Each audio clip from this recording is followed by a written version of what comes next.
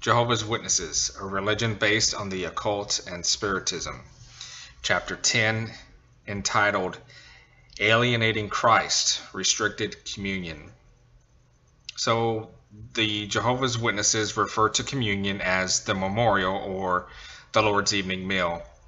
And this would be where the emblems of Christ's body, signifying his bread and his blood, where the wine and the bread are passed around.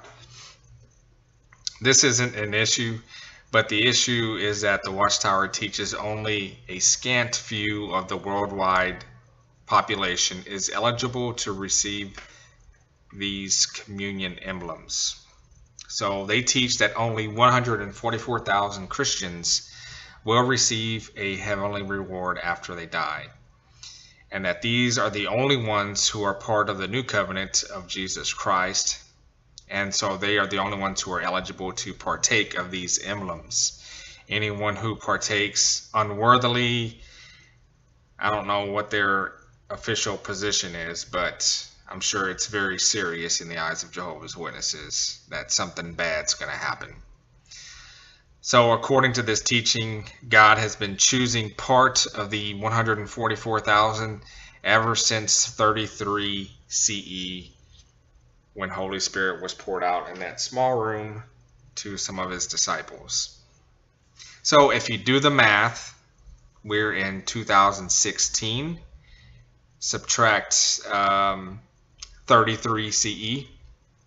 That'll give you 1,983 years.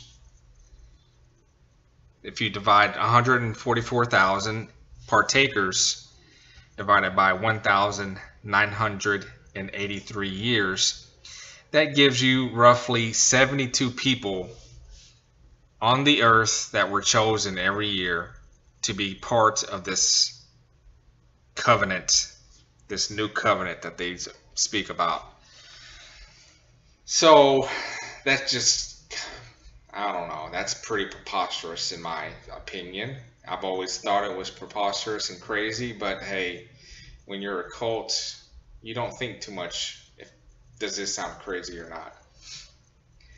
And that's not to mention that when you read the Bible, that there were occasions where thousands of people were baptized, and according to Jehovah's Witnesses, the earthly hope, those who would live forever on the earth, that didn't happen until 1935. So everyone who was baptized before 1935 and in between 33 CE are a part of the 144,000. There was no other hope until then. So I don't know, go figure. It doesn't make sense.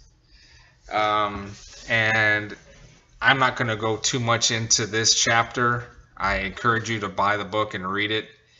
It doesn't interest me too much, so I won't spend too much time, but I will read the last two paragraphs.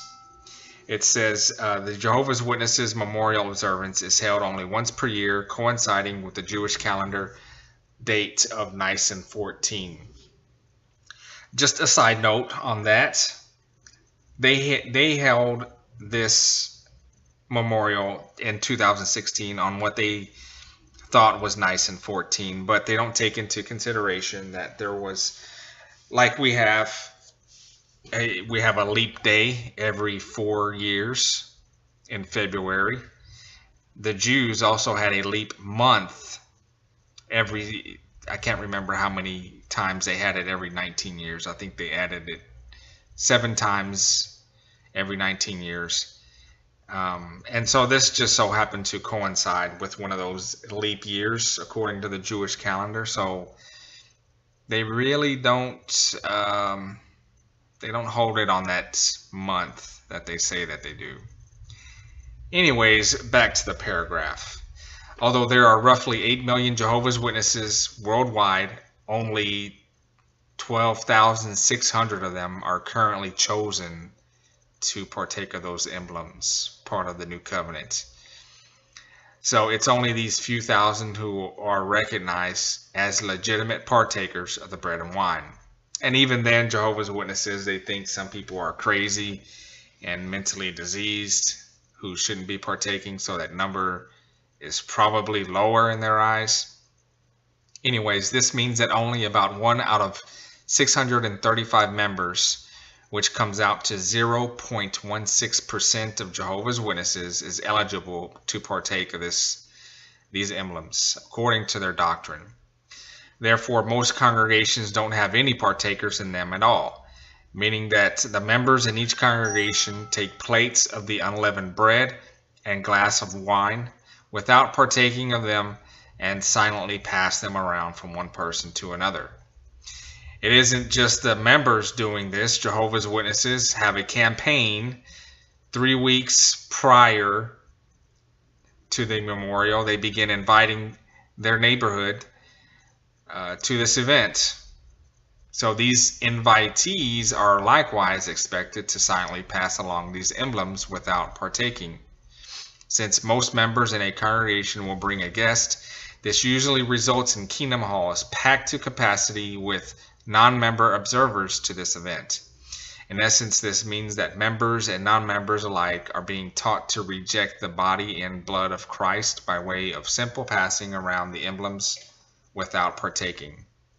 Clearly, this event does not promote the open invitation for salvation that the Bible offers all who believe.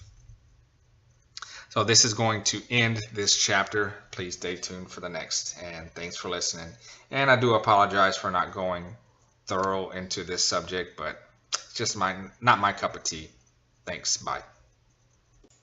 Thank you for taking time to listen to my summary of the book, Jehovah's Witnesses, a religion based upon the occult and spiritism. Post your comments, like and share this video, subscribe to my channel, and stay tuned for chapter 11.